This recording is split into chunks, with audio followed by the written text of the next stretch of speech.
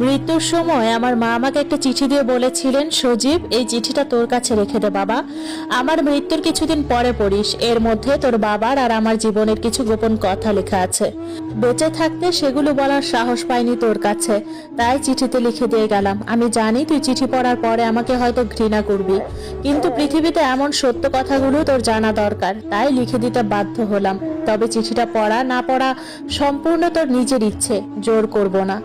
মা মারা গেছে 6 বছর হয়ে গেছে, কিন্তু আজও আমি সেই চিঠি পড়িনি, কারণ চিঠি পড়ে মাকে ঘৃণা করতে হবে সেটা আমি চাই না। তাই কিছু কৌতূহল নিজের মধ্যে লুকিয়ে রেখে চিঠিটা যত্ন করে সব সময় কাছে রাখতাম। মাঝে মাঝে যখন পৃথিবীতে কেউ নেই জেনে আত্মচিৎকার করি, তখন পড়তে খুব ইচ্ছে করে, কিন্তু অজানা এক বাধা পেয়ে আবারও ভাঁজ করে রেখে ঘুমিয়ে পড়ি। কিন্তু আজকে হঠাৎ মনের মধ্যে হতে বারবার কেবল চিঠিটা পড়ার জন্য ইচ্ছে জেগে উঠছে। তাই 6 বছর ধরে জমিয়ে রাখা কৌতূহল দমন করে চিঠি খুলে পড়া শুরু করছি। বাবা সজীব, আমার মৃত্যুর পরে কেমন আছো তুমি? পৃথিবীতে থাকতে কষ্ট হচ্ছে খুব, তাই না? আজকে এই চিঠিতে কিছু অপ্রিয় সত্যি ঘটনা তোমাকে জানাতে চাই। আশা করি তুমি সম্পূর্ণ চিঠি পড়বে। এরপর যদি আমাকে ঘৃণা করো তাহলে সমস্যা নেই, কারণ আমি অপরাধী। আমার অপরাধের শাস্তি এই পৃথিবীতে আল্লাহ আমাকে দিয়েছেন, বাকিটা হয়তো মৃত্যুর পরে আবার শুরু হবে, কারণ পাপ তার বাপকেও ছাড়ে না। তুমি ছোটবেলা থেকে জানতে তোমার বাবা আমাদের ছেড়ে চলে গেছে এবং এই পৃথিবীতে তোমার আর আমার আপন বলতে কেউ নেই।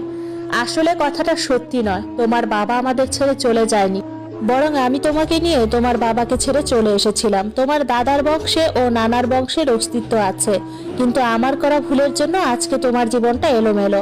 আমাদের বিয়ের আগে থেকে তোমার বাবা বিদেশে থাকতেন। 5 বছর বিদেশে থাকার পরে দেশে ফিরে আসলে তখন তোমার বাবার সাথে আমার বিয়ে হয়। আমি তখন একটা ছেলেকে ভালোবাসতাম, কিন্তু আমার মা বাবার মুখের উপর কথা বলতে পারিনি বলে তোমার বাবাকে বিয়ে করেছিলাম। কিন্তু মন থেকে তোমার বাবাকে কখনো মেনে নিতে পারিনি, তাই সবকিছু তাকে খুলে বললাম। তোমার বাবা আমাকে অনেক ভালোবাসতো, সেটা আমি আগেও স্বীকার করতাম এবং আজও স্বীকার করি। তাকে ছেড়ে চলে এসেছি তাই বলে যে তাকে মিথ্যে দোষ দেব, সেটা আমি ভাবতেও পারি না। তুমি এতদিন ধরে তোমার বাবার নাম ইকবাল জেনে এসেছো, কিন্তু সেটা ভুল। তোমার আসল জন্মদাতার নাম মোহাম্মদ মুস্তাক সরওয়ার মিজান। মিজান আমাকে সবসময় ভালোবাসা দিয়ে আমার অতীতকে ভোলানোর চেষ্টা করত, কিন্তু আমি কখনো অতীতকে ভুলতে পারিনি বলে তোমার বাবাকেও ভালোবাসতে পারিনি। বিয়ের পরে 5 মাস তোমার বাবা বাংলাদেশে ছিলেন, আর তখনই তুমি আমার গর্ভে চলে এলে।